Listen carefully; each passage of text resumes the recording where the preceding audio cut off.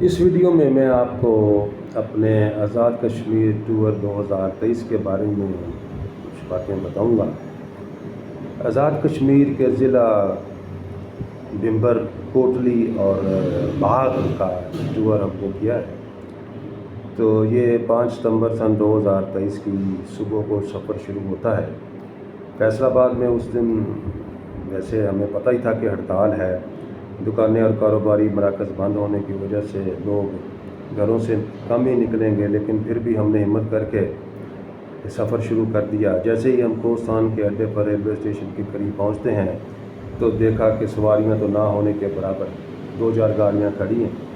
تو کمر پر اپنا سامان بیگ اٹھائے ہوئے ہم اڈے میں ادھر ادھر گھوم پھر رہے تھے کہ پتہ چلے کہ کون سی گاڑی جانے کے لیے تیار ہے۔ بھمبر کے لیے کوئی بھی گاڑی تیار نہیں تھی، لیکن ایک گاڑی نے ہمیں اٹھایا۔ اس نے کہا کہ ہم فیصل آباد سے گجرات تک آپ کو لے جائیں گے، وہاں سے آپ کو آگے بھمبر کی گاڑی مل جائے گی۔ تو ٹھیک ہے، ہم نے کہا چلو اب اور کچھ نہیں تو یہی صحیح۔ تو سواریاں چونکہ نہیں تھیں، اس لیے ڈرائیور نے ہمیں بتایا کہ گاڑی جو ہے وہ 10 بجے سے پہلے کوئی نہیں جائے گی۔ تو اس 8 سے 10 بجے تک کا انتظار کرنا ہمارے لیے بڑا مشکل تھا، لیکن بہرحال آگے گھوم پھر کر دیکھا تو ایک گاڑی ہمیں 8:30 بجے والی ڈرائیور نے کہا کہ ہم یہاں سے نکل جائیں گے۔ تو اس کا ٹکٹ لے کر ہم اندر جا کر بیٹھ کے، گاڑی 12 اے سی تھی، اس میں باہر کی گرمی سے تو ہم بچ گئے، لیکن اب گاڑی جو تھی، ڈرائیور جو تھا وہ گاڑی چلانے کا نام ہی نہیں لے رہا۔ 8:30 بج گئے، 8:45 بج گئے، حتیٰ کہ 9 بج گئے۔ اب اس کے علاوہ کیا کرے؟ ٹکٹ جب آدمی خرید لیتا ہے تو وہ گاڑی سے بھاگ بھی نہیں سکتا، اور سواریاں جو کہ گاڑی میں نہ ہونے کے برابر تھی، ہمارے علاوہ 3-4 بندے اور تھے، اور وہ ڈرائیور کے ساتھ بیٹھے باتیں کر رہے تھے، اور ہم یہ سمجھے کہ یہ سواریاں ہیں، لیکن تھا کیا، وہ ڈرائیور کے اپنے یار دوست تھے، اڈے کے بندے تھے۔ وہ جیسے ہی 9:10-15 منٹ ہو گئے تو بھائی چلو بھائی، گاڑی کیوں نہیں چلا رہے؟ وہ ڈرائیور کہتا ہے کہ بھائی ڈیزل کا خرچہ ہی پورا نہیں ہو رہا تو ہم گاڑی کیسے چلا لیں؟ لیکن بہرحال اس نے ہمت کر کے گاڑی سٹارٹ کی، اور گاڑی کو اس نے لے کر اپنے اڈے سے باہر لے آیا۔ 5-6 سواریوں کے ساتھ ہی سفر شروع ہوتا ہے۔ جیسے ہی اس نے گاڑی اڈے سے باہر نکالی اور پہلا ہی موڑ اشارے پر گاڑی کو روکا، پولیس والا آ گیا۔ ٹریفک پولیس والے نے آتے ہی اس کو کہا، آ جاؤ بھائی، آپ نیچے آ جاؤ، آپ آ کے اپنے کاغذ چیک کراؤ۔ اب اس کے وہ جو کاغذ تھے، ڈرائیور کے لائسنس تھا، وہ چیک کرانے کے لیے چلا، گاڑی راستے میں چھوڑ گیا۔ پیچھے ٹریفک جام باں باں باں باں شروع ہو جاتی ہے۔ اب وہ گاڑی آگے سے پیچھے ٹریفک جام اور اس کا چلان ہو رہا ہے۔ وہ وہاں بھی 10 منٹ لگ گئے۔ ظاہر ہے پولیس والے نے اس کے ساتھ چلان کرنا ہے اور اس نے جھگڑا کرنا ہے۔ تو یہ جو بڑے شہر سے آپ چھوٹے شہر کی طرف جب سفر کرتے ہیں نا، تو اس کے یہ بھی مسئلے ہوتے ہیں کہ ڈرائیور ہر قدم پر سواریوں کے ساتھ جھگڑے گا یا پولیس والوں کے ساتھ جھگڑے گا، اور اسی طرح جو گاڑی کھڑی ہوتی ہے تو اس میں یہ جو سامان بیچنے والے ہوتے ہیں، کھانے پینے کا، یہ پانی جوس بوتل والے، اور یہ نیمکو چپس پکوڑے والے، نان ٹکی والے، اور یہ نان روٹی والے، جو بھی آپ کو تکے کباب والے ہوتے ہیں، یہ 2 نمبر قسم کے مضر صحت سامان جو بیچنے والے لوگ ہوتے ہیں، یہ فٹافٹ گاڑی میں چڑھ جاتے ہیں۔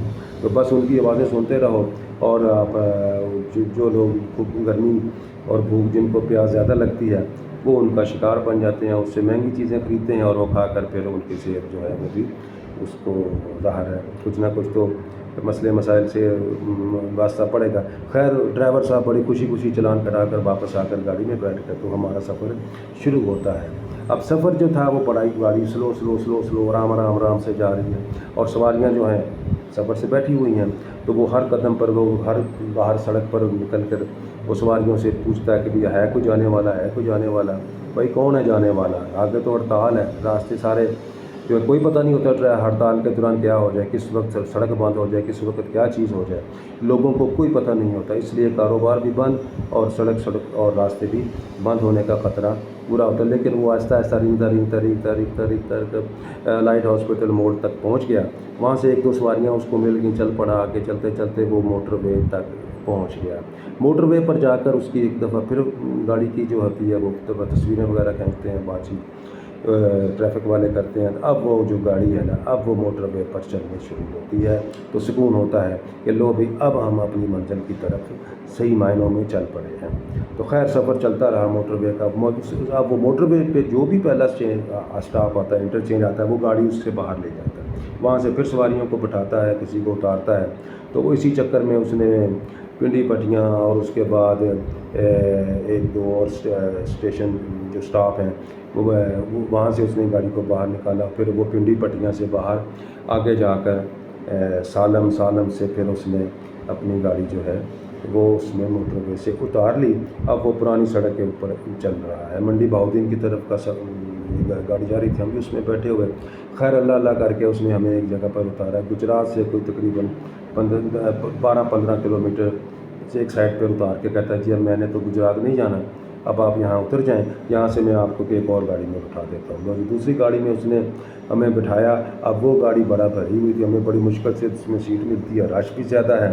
اب وہ گاڑی جو ہے اب وہ سیالکوٹ جا رہی تھی، پتہ نہیں کہاں سے، منڈی بہاؤالدین سے آ رہی تھی کہ کہاں سے آ رہی تھی۔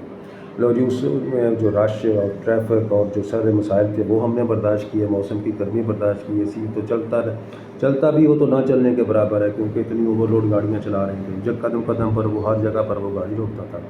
خیر وہ اللہ کر کے ہم تقریباً 12:30-1 بجے گجرات شہر پہ پہنچ گیا۔ وہاں جو رش ٹریفک پھنسی ہوئی ہے تو وہاں سے نکلنے کے لیے بھی بڑا مشکل تھا۔ اس نے ہمیں اڈے کی بجائے باہر پیچھے ہی بائی پاس پر اتار دیا۔ وہاں سے اتر کر ہمیں وہاں پر چلنے والے لوکل رکشوں میں سے ایک رکشہ مل گیا۔ اب اس نے کہا کہ جی میں آپ کو جو کوٹلے کے لیے جو گاڑیاں جا رہی ہیں، ہم نے کہا بھی ہم نے تو بھمبر جانا کا تھا، وہاں سے آپ کو آگے کی بھمبر کی مل جائے گی۔ وہ وہاں سے ہم نے ایک پل کراس کیا، راستے میں ٹریفک اور گرمی اور پسینہ پسینی ہوتے ہوئے پھر اس نے ہمیں کوٹلے کی گاڑی میں بٹھا دیا۔ اب کوٹلے کی گاڑی سے ہم تقریباً 15 سے 20 منٹ کا سفر تھا جو اس نے 1 گھنٹے میں طے کیا۔